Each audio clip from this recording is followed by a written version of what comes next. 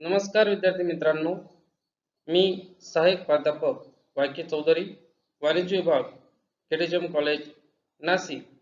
या व्हिडिओच्या माध्यमातून आपण इन्शुरन्स क्लेम या टॉपिकमधील प्रॅक्टिकल प्रॉब्लेम समजून घेणार आहोत. अतिशय सोपा असा प्रॉब्लेम आपण या व्हिडिओ लेक्चरच्या माध्यमातून बघणार आहोत. चला तर मग सुरू करूयात आजचा इन्शुरन्स क्लेम या टॉपिकचा पहिला प्रॉब्लेम. आज आपण जो प्रॉब्लेम बघणार आहोत तो एप्रिल 2019 या परीक्षेमध्ये विचारला गेलेला प्रॉब्लेम आहे. प्रॉब्लेम असा बघा, the fire occurred in the premises of Mumbai company as on 1 April 2018. बघा, ही जी काही तारीख दिलेली, ज्या दिवशी आग लागली आहे त्या दिवसाची तारीख आहे.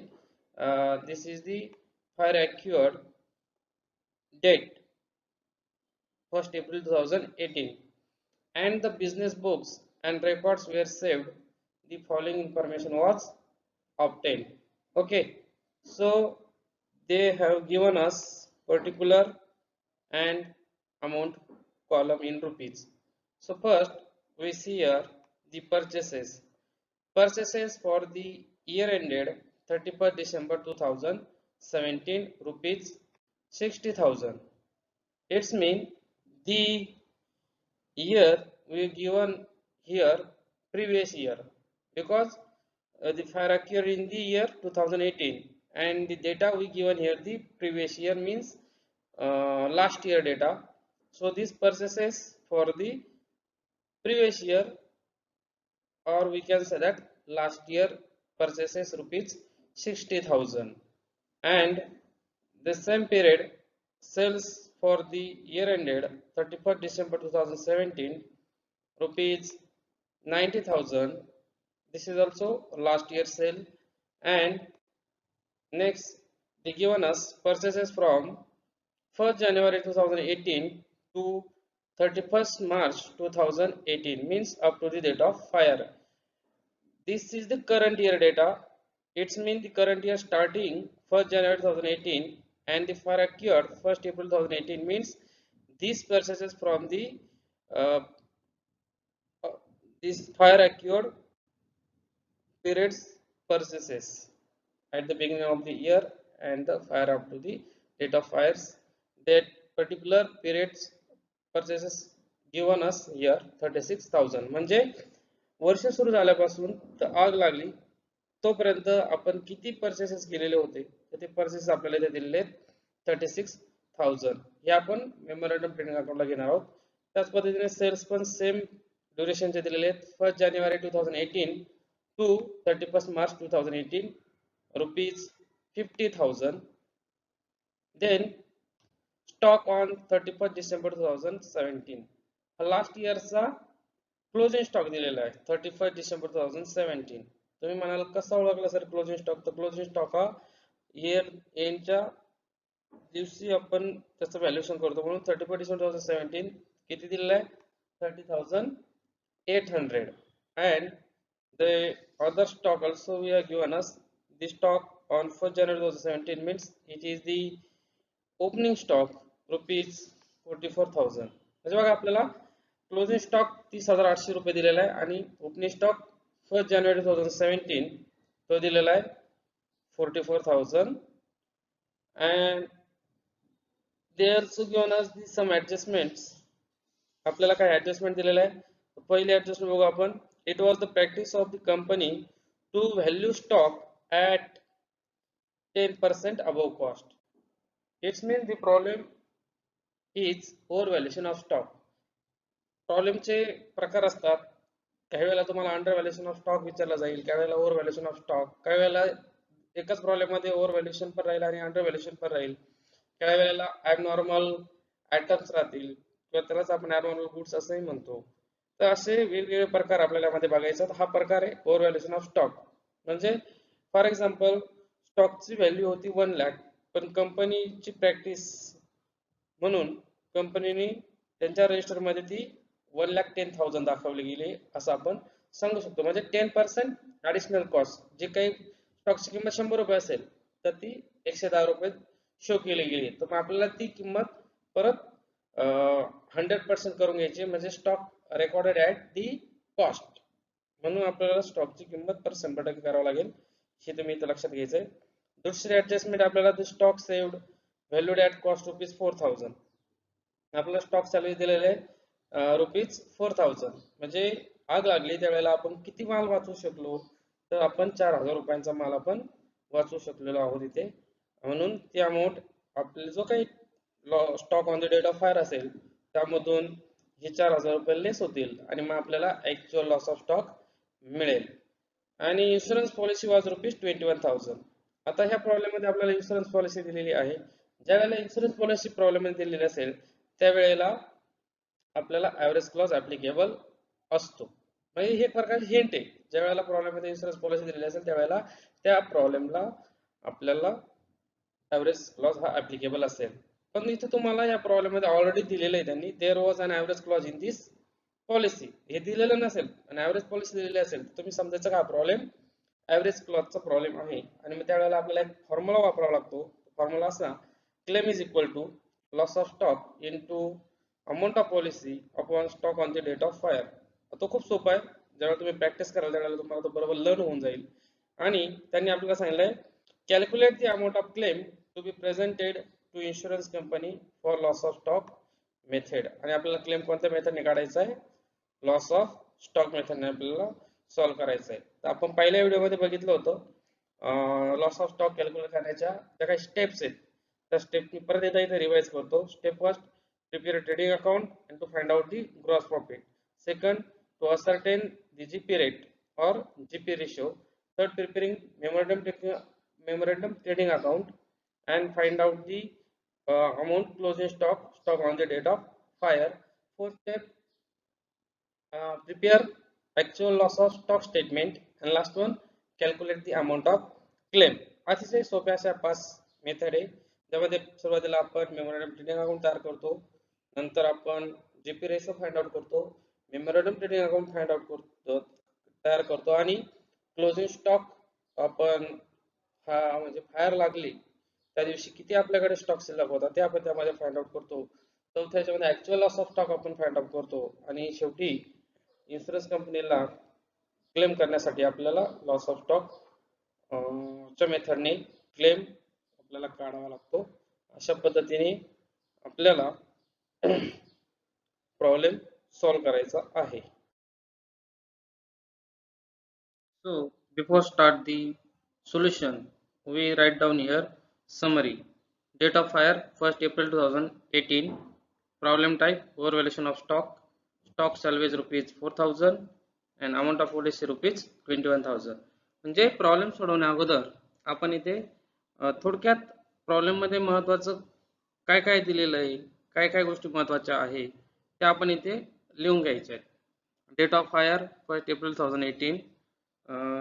कधी आग लागली 1st April 2018 ही तारीख महत्वाची आहे आणि हे करंट इयर असेल तुमचं. प्रॉब्लेम टाइप आहे आपला ओव्हरव्हॅल्युएशन ऑफ स्टॉक आणि स्टॉक सॅल्वेज दिलेला आपल्याला ₹4000 आणि अमाऊंट ऑफ पॉलिसी ₹21,000. हे आपण जेव्हा फायनल क्लेम कॅल्क्युलेट करू त्यावेळेला आपल्याला ही अमाऊंट लागेल. So first we stock converted into the at cost, because we are given in the problem stock overvalued above at 10%. So the formula is very simple here. If there is overvaluation of stock, the formula is cost of stock is equal to value of stock upon rate of overvaluation into 100. म्हणजे जर problem मध्ये ओव्हरव्हॅल्युएशन of stock असेल तर आपल्याला stock ची valuation at cost price ला करावं लागेल. म्हणजे आपल्याला स्टॉक हा 110 रुपये दिलेला आहे, आपल्याला तो 100 रुपये करून घ्यायचा आहे. आणि त्यासाठी फॉर्म्युला आहे बघा, cost of stock is equal to value of stock भागिले रेट ऑफ ओव्हरव्हॅल्युएशन. तर इथे रेट ऑफ ओव्हरव्हॅल्युएशन मध्ये लक्षात ठेवायचं आहे, जो काही रेट दिलेला असेल कदाचित तो बिलो कॉस्ट पण असेल, अबोव कॉस्ट पण असेल. बिलो कॉस्ट असेल तर आपण तो 100 मधून मायनस करायचा आहे आणि अबोव कॉस्ट असेल तर 100 मध्ये प्लस करायचं आहे. खूप सोपं आहे, फक्त ते आपण इथं लक्षात घ्यायचं आहे. आणि हाच फॉर्म्युला तुम्ही अंडर व्हॅल्युएशनला पण वापरला तरी चालेल, फक्त ओव्हर व्हॅल्युएशनच्या ठिकाणी अंडर व्हॅल्युएशन आणि त्या ठिकाणी अंडर व्हॅल्युएशन असेल त्यावेळेला तिथे काय होईल, मायनस होईल 100 मधून. हे लक्षात घ्यायचं आहे. 100 इज अ कॉन्स्टंट आहे, रेट ऑफ 100, पण sometime they have given us 90% cost, 110% cost, तर त्यावेळेला आपण 110 90 असं घेतलं तरी चालेल. हे तुम्ही तिथे लक्षात ठेवा. तर आपण सुरुवातीला ओपनिंग स्टॉक कॅल्क्युलेट करत बघा. तर आपण फॉर्म्युला कॉस्ट ऑफ स्टॉक, तर सुरुवातीला आपल्याला ओपनिंग स्टॉक घ्यायचा आहे. म्हणून व्हॅल्यू ऑफ स्टॉक किती दिलेली ओपनिंग स्टॉकची प्रॉब्लेम मध्ये, 44,000. आणि rate of observation, rate of over valuation किती आहे, 10% कॉस्ट, म्हणून 100 प्लस 10. इथं लक्षात ठेवा 100 प्लस 10, 100 प्लस 10 घेतलेलं आहे आपण इथे, कारण की अबोव कॉस्ट असल्यामुळे. ही एक गोष्ट तुम्ही इथं सर्वांनी लक्षात घ्यायचंय. याची बेरीज आपण इथं घेतलेली आहे, हे सर्वांनी इथं लक्षात घ्या.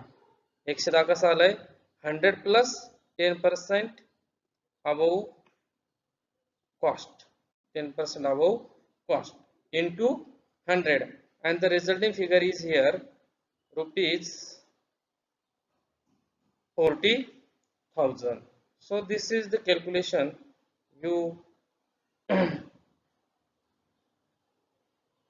take on the calculator, 44,000 divided 110 into 100, so you get the resulting figure here 40,000. तुम्ही जर कॅल्क्युलेटर वरती सॉल्व केलं तर बघा 44,000 भागिले 110 गुणिले 100, तुम्हाला 40,000 रुपये ही अमाऊंट मिळेल. त्याच पद्धतीने क्लोजिंग स्टॉक आपल्याला प्रॉब्लेम दिलेला आहे 30,800, आणि आपल्याला इथे 110 सेम याच पद्धतीने आपण घेतलेले आहेत बघा, 100 प्लस, कारण की दोन्ही स्टॉक त्यांनी काय केलेले आहे, ओव्हर व्हॅल्युएशन ऑफ स्टॉक केलेले आहे. जर काही वेळेला ओपनिंग स्टॉक अंडर व्हॅल्युएशन देतात आणि क्लोजिंग स्टॉक ओव्हर व्हॅल्युएशन देतात, त्या केसमध्ये मात्र इथे त्या पद्धतीने बदल करून घ्यायचा आहे, आणि तो तुम्हाला लक्षात येईल. आणि इथे रिझल्टिंग फिगर आली तुमची 28,000.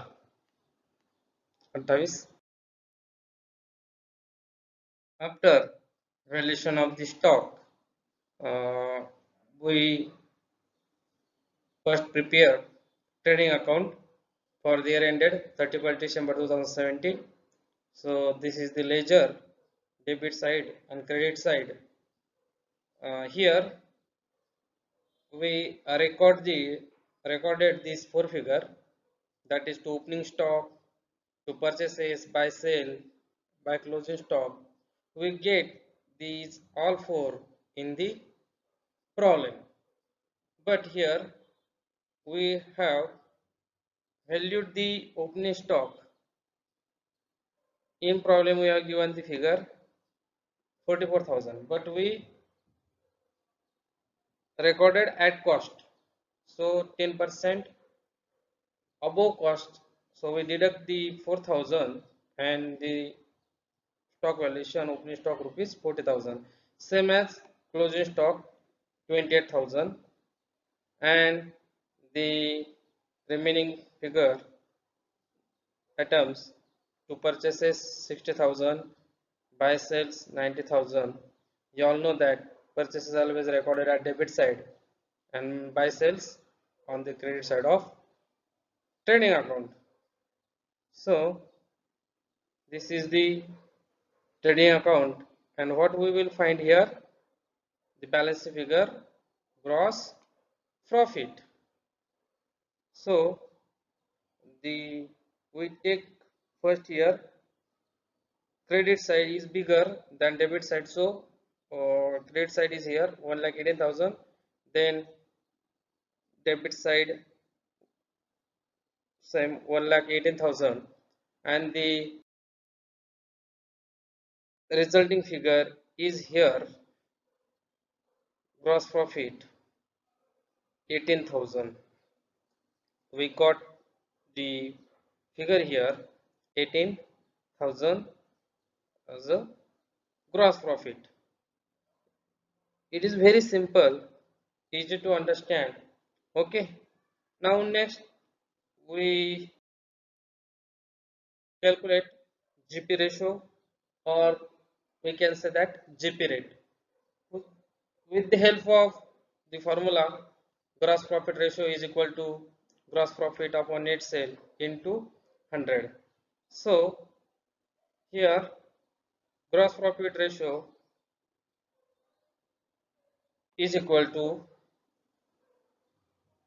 gross profit, we calculate in the first step in the trading account rupees 18,000, and the net sales for the last year rupees 90,000, and the resulting figure we get here 20%. So when we require the gross profit in the memorandum trading account, that time we have using this percentage 20%. म्हणजे बघा विद्यार्थी मित्रांनो, आपण इथं gross profit काढतोय, जो की formula आपण वापरतोय GP ratio is equal to gross profit upon sales into 100, आणि ग्रॉस प्रॉफिट आपण ट्रेडिंग अकाउंटला कॅल्क्युलेट केला आताच, जो की आलेला आहे 18,000, आणि सेल्स आपल्याला प्रॉब्लेम मध्ये दिलेले आहेत, मागील वर्षाचे सेल घ्यायचे आहेत आपल्याला 90,000, आणि अशा पद्धतीने आपल्याला इथे 20% ही फिगर मिळालेली आहे, आणि ही 20% आपल्याला मेमोरेंडम ट्रेडिंग अकाउंटला जो ग्रॉस प्रॉफिट काढायचा आहे तो काढण्यासाठी आपल्याला याची मदत होणार आहे. तर आपण चला पुढे बघूयात. Step 3, memorandum trading account. Memorandum trading अकाउंटला आपण काय घेतो बघा, जो काही ओपनिंग स्टॉक असेल, हा ओपनिंग स्टॉक आपल्याला प्रॉब्लेम मध्ये दिलेला नसणार आहे, तो आपल्याला काय घ्यायचा आहे, as taken trading account closing stock. जो ट्रेडिंग अकाउंटचा क्लोजिंग स्टॉक असेल मग तो किती होता, 28,000, तो आपण इथे घेतलेला आहे. Purchases given in the problem मध्ये आपल्याला दिलेले आहेत, मी तुम्हाला सांगितलं होतं at the beginning of the year for current year and up to the date of fire, त्या स्पेसिफिक पर्टिक्युलर वेळेचे जे काही परचेसेस असतील ते आपल्याला इथे घ्यायचे, ते दिलेले आपल्याला प्रॉब्लेम मध्ये 36,000, आणि तेच सेलच्या संदर्भात ते दिले आहेत आपल्याला 50,000. आणि अशा प्रकारे आपल्याला इथे या 3 फिगर आपण पुट केलं तर आपल्याला इथे 2 फिगर इथे अजून बाकी आहेत, एक ग्रॉस प्रॉफिट आणि दुसरी closing stock on the date of fire. So first we calculate here gross profit. So gross profit we calculate on sales using GP ratio. आपण सेल्स वरती जो काही जीपी रेशो कॅल्क्युलेट केलेला आहे तेवढ्या पर्सेंटेज मध्ये आपण सेल्सच्या अमाऊंट घेत असतो. तर ती कशी काढतात बघा, ती आली 10,000 रुपये, आणि ती कशी काढली ती आपण बघूयात. बघा,